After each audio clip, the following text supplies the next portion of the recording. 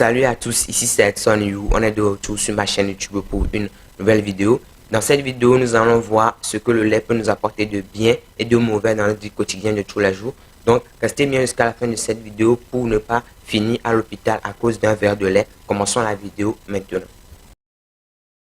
Avant tout, sachez que le lait est un liquide généralement blanc, comestible, produit par les glandes mammaires femelles. Prenons pour exemple, qu'est-ce qu'on trouve dans un litre de lait? En fait, dans un litre de lait, nous avons 500 calories, mais aussi des nutriments tels que le phosphate, le potassium, le magnésium, des oligo-éléments comme le zinc, le sélénium et l'iode, des vitamines de toutes sortes du groupe B, tels que B1, B2, B3, etc. Pour le lait non écrémé, les vitamines du groupe A et D. Donc, en résumé, on peut dire qu'un verre de lait est un cocktail de nutriments. Voyons maintenant les bienfaits du lait. Le calcium contenu dans le lait aide à solidifier les os. Le lait en lui-même aide à rester en santé, permet de prévenir des maladies cardiovasculaires, l'hypertension artérielle et l'obésité. Le lait est aussi une excellente source de nutriments pour l'organisme, etc., etc. Il y a plein d'autres choses que le lait peut faire, mais maintenant nous allons voir un peu le côté obscur du lait. La consommation de lait peut être nocive dans deux cas. Premièrement, l'abus de lait.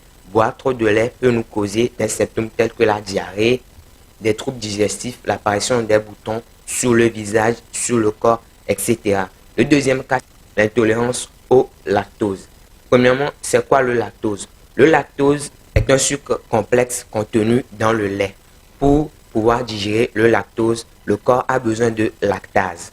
Donc, en clair, pour digérer le lait, vous avez besoin de produire de la lactase. On trouve généralement de la lactase en grande quantité chez les enfants de moins de 5 ans, mais les boss, c'est les bébés. Voilà pourquoi les bébés têtent du lait matin, midi, soir, sans jamais tomber malade. Or que nous, quand on boit trop de lait, on peut aller à l'hôpital. On peut dire que les bébés sont les boss du lait, en fait.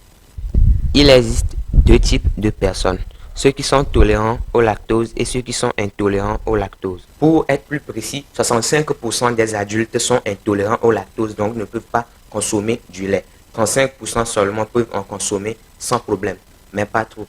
Un petit conseil pour les personnes qui veulent maigrir, qui sont en surpoids, je vous conseille d'éviter le lait entier car il est vraiment riche en matière grasse. Donc vous pouvez faire du sport, mais en buvant du lait entier, vous allez encore prendre du poids dessus. Maintenant, voyons d'où vient le lait précisément. Comme je vous l'ai dit, le lait est sécrété par les glandes mammaires femelles. Mais plus précisément, voilà une liste des animaux qui sécrètent du lait, comme la vache, la chèvre, le cheval, le yak, le buffle, etc.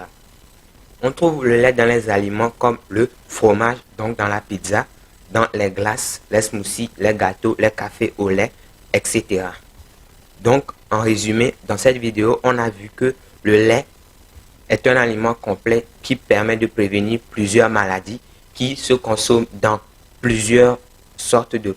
Mais aussi que tout le monde ne peut pas boire du lait sans risque et que le lait ne vient pas seulement de la femme, mais aussi des animaux tels que la vache, la chèvre, le cheval, etc.